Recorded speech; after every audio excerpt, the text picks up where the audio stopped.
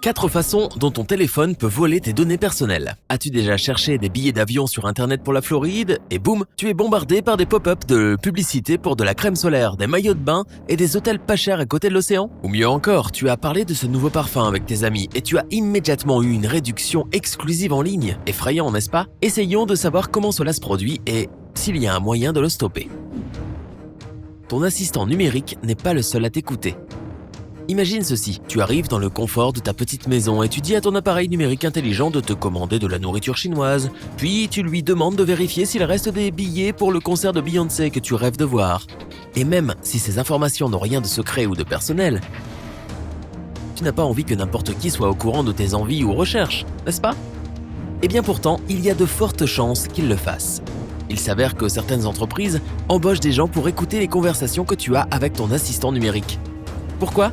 Eh bien, tu crois peut-être que tes envies sont comblées par une certaine magie numérique, mais elles ont en fait encore besoin d'un traitement manuel. Et comme il y a des millions d'enceintes intelligentes qui sont achetées chaque année, il y a aussi des milliers de personnes à travers le monde dans des pays comme les États-Unis, le Costa Rica et la Roumanie, pour n'en nommer que quelques-uns, qui participent à ces conversations. Ils travaillent 9 heures d'affilée et traitent environ 1000 clips audio par jour.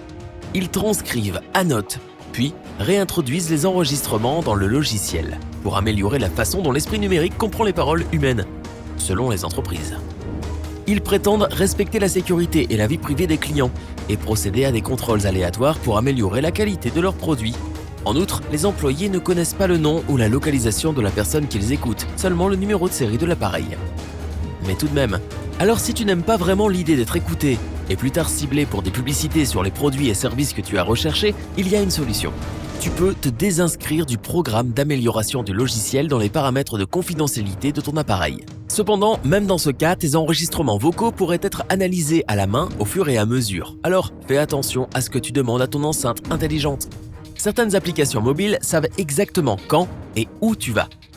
As-tu une application qui garde tes itinéraires de jogging ou qui t'indique où se trouve la station-service la plus proche? Et si oui, as-tu lu attentivement tous les termes et conditions que l'on t'a demandé d'accepter lors de son installation? Pas vraiment?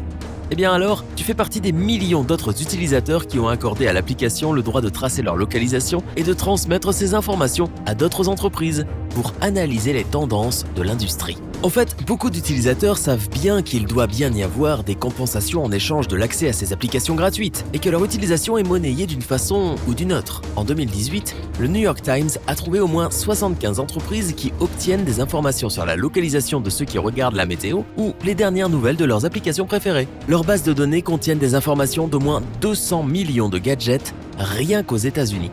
Ils vendent ces informations à des annonceurs qui créent par la suite des publicités ciblées. La même recherche a révélé que plus de 1000 applications populaires offrent des services de localisation et les utilisateurs acceptent souvent de le faire sans y prêter attention. Les entreprises qui achètent ce genre d'informations prétendent qu'elles ne l'utilisent que pour analyser les tendances générales du comportement des clients. Mais en réalité, il est assez désagréable de se dire que quelqu'un te suit partout où tu vas pour pouvoir ensuite te vendre des produits ou services d'entreprises variés.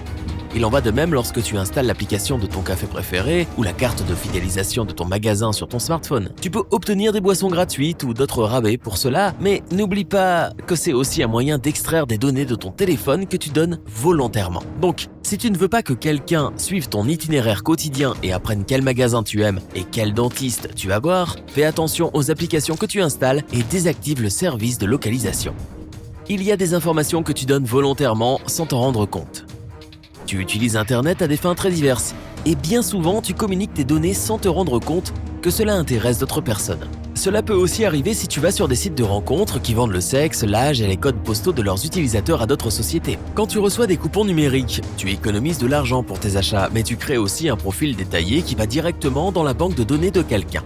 Les fournisseurs de musique te permettent souvent de créer des listes de lecture et d'écouter tous les hits du moment en ligne. Mais en même temps, ils recueillent également tes données personnelles et les vendent à des agences publicitaires. Chaque fois que tu participes à un sondage ou à un test en ligne, nous aimons tous savoir qui nous étions dans notre vie intérieure, n'est-ce pas? Et que tu choisis un de tes comptes de réseaux sociaux pour te connecter, tu donnes également accès à ta liste d'amis et fournis également leurs renseignements personnels. En fait, les sites de réseaux sociaux ont beaucoup de succès.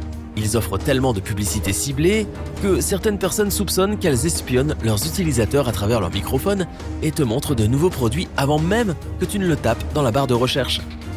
Et comme tu restes connecté et que tu surfes sur le web, les URL que tu visites sont horodatées et peuvent même être épinglées avec des informations personnelles dans ton profil.